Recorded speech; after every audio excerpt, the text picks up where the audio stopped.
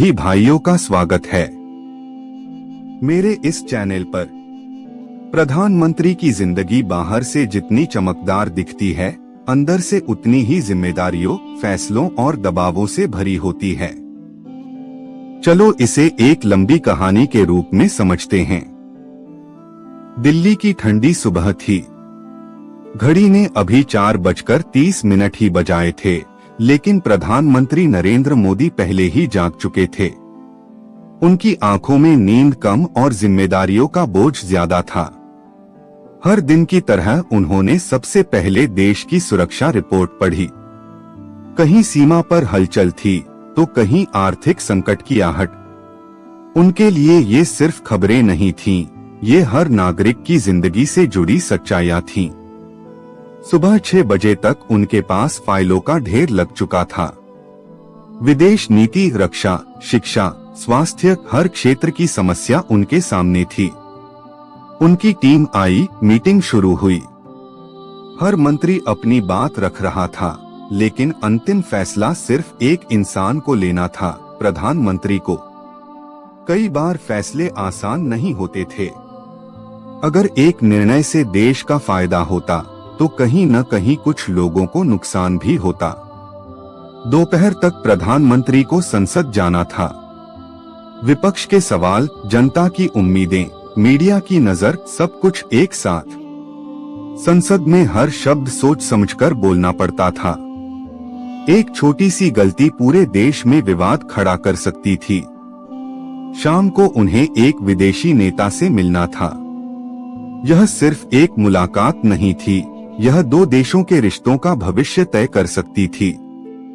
हर मुस्कान के पीछे रणनीति होती थी, हर शब्द के पीछे सोच। रात की तन्हाई। रात के 11 बज चुके थे। सब मीटिंग खत्म हो चुकी थी। अब कमरे में सिर्फ प्रधानमंत्री और उनकी सोच थी। उन्होंने खिड़की से बाहर देखा। पूरा देश सो रहा था, लेकिन उनकी जिम्मेदारी अभी भी जाग रही थी। उन्हें याद आया वो भी कभी एक आम इंसान थे, जिनके अपने सपने, परिवार और इच्छाएं थीं। लेकिन अब उनकी जिंदगी सिर्फ उनकी नहीं थी, पूरे देश की थी। प्रधानमंत्री की जिंदगी में आराम कम होता है, फैसले कठिन होते हैं, आलोचना हमेशा साथ रहती है, और हर गलती का असर लाखों लोगों पर पड़ता है। लेकिन सम्मान भी मिलता है, देश को आगे बढ़ाने का मौका मिलता है, और इतिहास में नाम लिखने का अवसर भी। एक दिन उनके सलाहकार ने पूछा, सर, क्या आपको कभी डर लगता है? प्रधानमंत्री मुस्कुराए और बोले, डर तो हर दिन लगता है, लेकिन उससे बड़ा होता है मेरा कर्तव्य। प्रधानमंत्री होना सिर्फ एक पद नहीं, बल्कि एक जिम्मेदारी है, जहां हर दिन खुद से ज्यादा देश को चुनना पड़ता है। दिल्ली की रात अचानक सन्नाटे में डूब गई थी, लेकिन प्रधानमंत्री नरेंद्र मोदी जी के कमरे में हलचल तेज हो चुकी थी। घड़ी ने रात के 2:15 दिखाया। एक इमरजेंसी कॉल आई थी। सर, सीमा पर हमला हुआ है। कमरे में कुछ सेकंड के लिए सन्नाटा छा गया। यह सिर्फ एक खबर नहीं थी, यह युद्ध की शुरुआत हो सकती थी। रिपोर्ट सामने रखी गई। कई सैनिक घायल, कुछ शहीद, और दुश्मन देश ने अपनी सेना आगे बढ़ा दी थी। प्रधानमंत्री की आंखें गहरी हो गईं।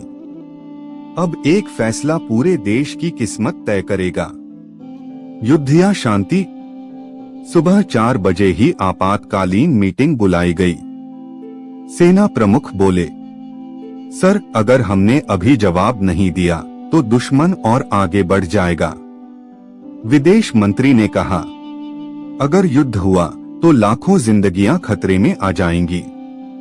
कमरे में हर व्यक्ति अपनी अपनी बात रख रहा था, लेकिन अंतिम फैसला फिर उसी एक इंसान को लेना था। सबसे कठिन फैसला। प्रधानमंत्री नरेंद्र मोदी जी ने कुछ पल के लिए आंखें बंद की। उन्हें हर सैनिक का चेहरा याद आया, हर नागरिक की उम्मीद याद आई। प्रधानमंत्री हर पल रिपोर्ट देख रहे थे। उनकी सांसें भी उस मिशन के साथ चल रही थीं। एक गलती और सब खत्म। अचानक खबर आई, सर, मिशन के दौरान हमारी टीम फंस गई है। कमरे में तनाव बढ़ गया। अगर टीम को बचाने के लिए सेना भेजी गई तो खुला युद्ध तय था। अगर नहीं भेजी तो अपने ही सैनिकों को खोना पड़ेगा। दिल और दिमाग की लड़ाई। प्रधानमंत्री के सामने दो रास्ते थे। सैनिकों को बचाओ, युद्ध शुरू। मिशन बचाओ, सैनिकों की जान खतरे में। उनकी आंखों में नमी आ गई, लेकिन चेहरे पर सख्ती बनी रही। उन्होंने धीमी आवाज में कहा, हम अपने सैनिकों को अकेला नहीं छोड़ेंगे। आदेश जारी हुआ। सेना आगे बढ़ी। सीमा पर गोलियों की आवाज गूंज उठी। पूरा देश टीवी के सामने बैठा था। कुछ घंटों बाद खबर आई, दुश्मन पीछे हट गया। मिशन सफल हुआ, लेकिन कई बहादुर सैनिक शहीद हो गए। प्रधानमंत्री अकेले बैठे थे। उनके सामने शहीद सैनिकों की सूची थी। हर नाम के साथ एक परिवार जुड़ा था, एक सपना जुड़ा था। उन्होंने धीरे से कहा, क्या ये सही फैसला था? कोई जवाब नहीं था। अचानक एक नई रिपोर्ट आई, सर, ये हमला असली नहीं था। ये सिर्फ एक चाल थी और असली खतरा अभी बाकी है। प्रधानमंत्री की आंखें चौड़ी हो गईं। मतलब असली खेल अब शुरू होने वाला था। सबसे खतरनाक सच, अंदर का गद्दार, और एक ऐसा फैसला जो सब कुछ बदल देगा। दिल्ली, वही शहर, वही सत्ता। लेकिन इस बार खतरा सीमा पर नहीं, देश के अंदर था। प्रधानमंत्री नरेंद्र मोदी जी के सामने जो रिपोर्ट रखी गई, उसने सब कुछ बदल दिया। सर, दुश्मन को हमारी हर गुप्त जानकारी पहले से पता थी। कमरे में सन्नाटा छा गया। मतलब साफ था, देश के अंदर ही कोई गद्दार था। जांच शुरू हुई। हर फाइल, हर कॉल, हर मीटिंग को खंगाला गया। धीरे धीरे एक नाम सामने आया, एक ऐसा नाम जिस पर कोई शक नहीं कर सकता था। प्रधानमंत्री का सबसे भरोसेमंद सलाहकार विवेक। रात के 1 बजे प्रधानमंत्री ने विवेक को अपने कमरे में बुलाया। कमरे में सिर्फ 2 लोग थे, एक देश का नेता और एक गद्दार। प्रधानमंत्री ने शांत आवाज में पूछा, क्यों? विवेक हल्का सा मुस्कुराया, क्योंकि इस देश ने मुझे कभी कुछ नहीं दिया और दुश्मन ने मुझे सब कुछ देने का वादा किया। विवेक ने खुलासा किया, अगले 24 घंटों में राजधानी में एक बड़ा हमला होने वाला है। ऐसा हमला जो देश को अंदर से तोड़ देगा। प्रधानमंत्री का दिल तेजी से धड़कने लगा, लेकिन उनके चेहरे पर डर नहीं था। समय के खिलाफ दौड़। पूरा सिस्टम एक्टिव हो गया। सेना, पुलिस, खुफिया एजेंसियां, हर जगह तलाशी शुरू हुई। लेकिन समस्या ये थी, हमला कहां होगा, ये किसी को नहीं पता था। 24 घंटे धीरे धीरे खत्म हो रहे थे। अचानक एक सूचना मिली, सर, संसद भवन को निशाना बनाया गया है। अगर हमला सफल हुआ तो देश की रीढ़ टूट जाएगी।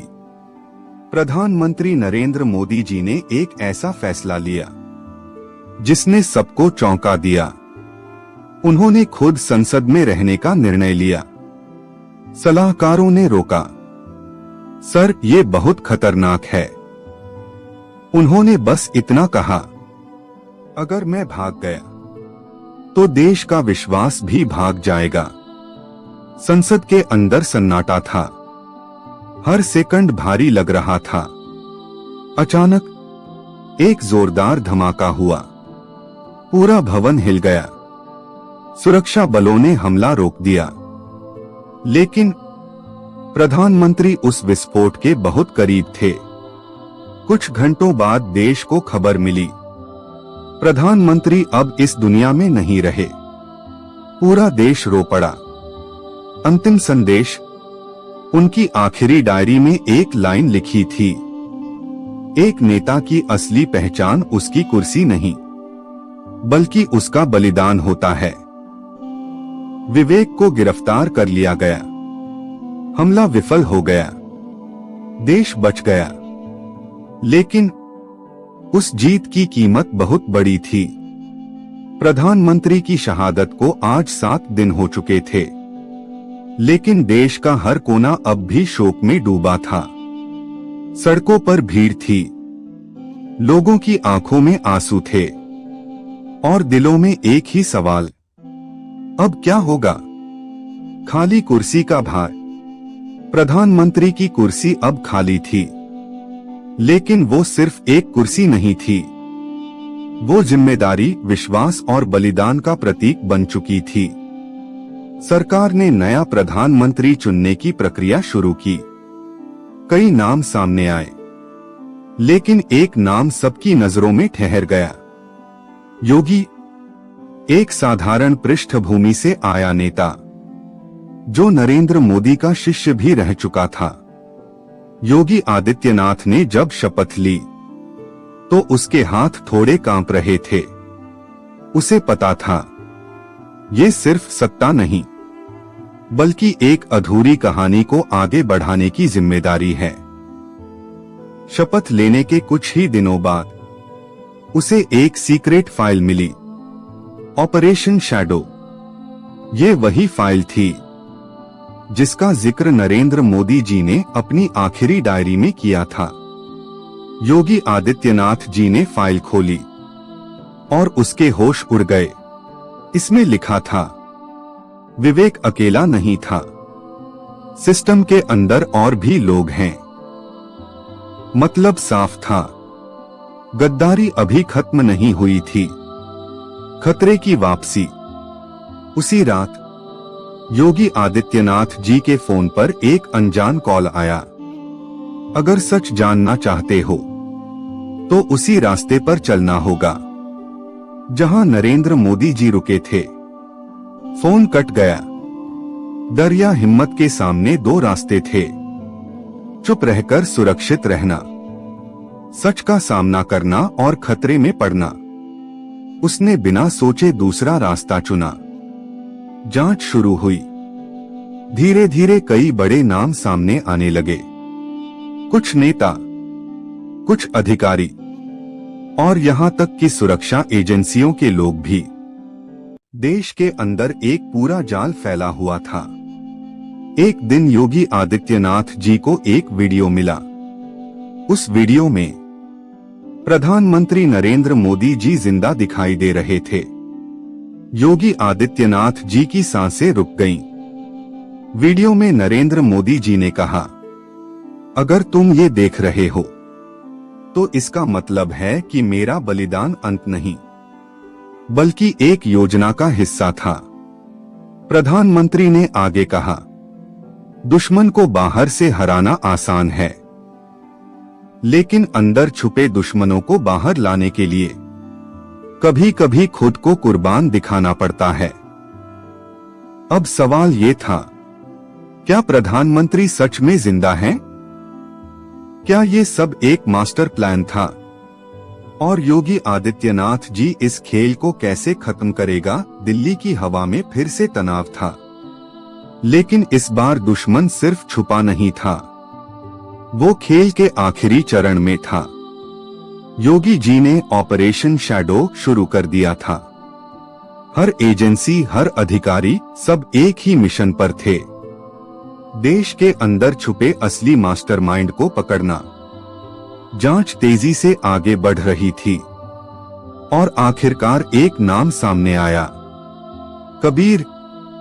एक ऐसा व्यक्ति जो सरकार के सबसे ऊंचे स्तर पर था और जिस पर कोई शक नहीं कर सकता था।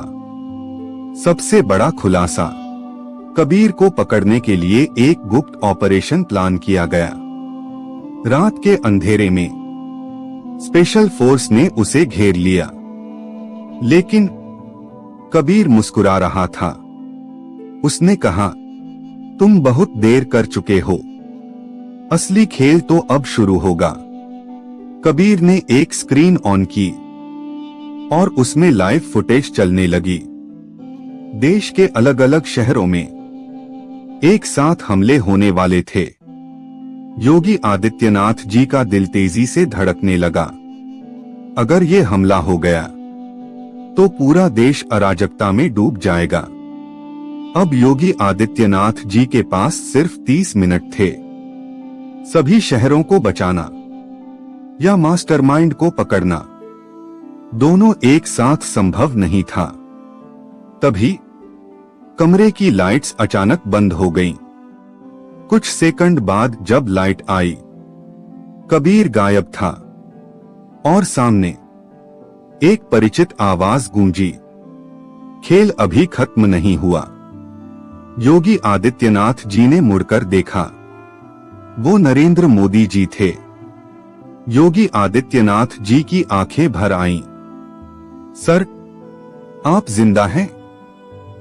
नरेंद्र मोदी जी ने गंभीर आवाज में कहा। हाँ, और ये सब एक योजना का हिस्सा था। नरेंद्र मोदी जी ने बताया, उनकी मौत एक रणनीति थी ताकि दुश्मन पूरी तरह सामने आ जाए और अंदर छुपा पूरा नेटवर्क उजागर हो सके। लेकिन कबीर इस खेल का सिर्फ एक हिस्सा है। असली मास्टरमाइंड अभी भी छुपा है। अचानक एक मैसेज आया, अगर देश को बचाना है तो अकेले आओ। लोकेशन एक पुराना बंद पड़ा बंकर। योगी आदित्यनाथ जी और नरेंद्र मोदी जी दोनों वहां पहुंचे। अंधेरे में एक शख्स खड़ा था। जब उसने चेहरा दिखाया, सब कुछ रुक गया। वो कोई और नहीं, योगी आदित्यनाथ जी का खुद का बड़ा भाई राघव था। राघव बोला, मैंने ये सब इसलिए किया ताकि इस देश को उसकी असली सच्चाई दिखा सकूं। योगी आदित्यनाथ जी की आंखों में आंसू थे। तुमने लाखों लोगों की जान खतरे में डाल दी। राघव चिल्लाया, कभी कभी बदलाव के लिए तबाही जरूरी होती है। अब योगी आदित्यनाथ जी के सामने सबसे कठिन फैसला था, अपने भाई को बचाना या देश को बचाना। उसके हाथ कांप रहे थे, लेकिन ट्रिगर पर उंगली थी। And the final shot. एक गोली चली, सन्नाटा छा गया। कुछ सेकंड बाद राघव जमीन पर गिर चुका था। हमले रोक दिए गए, देश बच गया। लेकिन योगी आदित्यनाथ जी अंदर से टूट चुका था। योगी आदित्यनाथ जी ने उसके कंधे पर हाथ रखा और कहा, आज तुमने साबित कर दिया कि तुम सिर्फ नेता नहीं, एक सच्चे देशभक्त हो। योगी आदित्यनाथ जी ने आसमान की तरफ देखा और कहा, कभी कभी सबसे बड़ी जीत सबसे बड़ा नुकसान लेकर आती है। देश सबसे ऊपर होता है, असली दुश्मन अक्सर अपने ही होते हैं। और नेता वही होता है जो दिल नहीं, कर्तव्य से फैसला ले। अगर आपको ये कहानी अच्छी लगी हो तो मेरे चैनल को लाइक और सब्सक्राइब करना मत भूलना।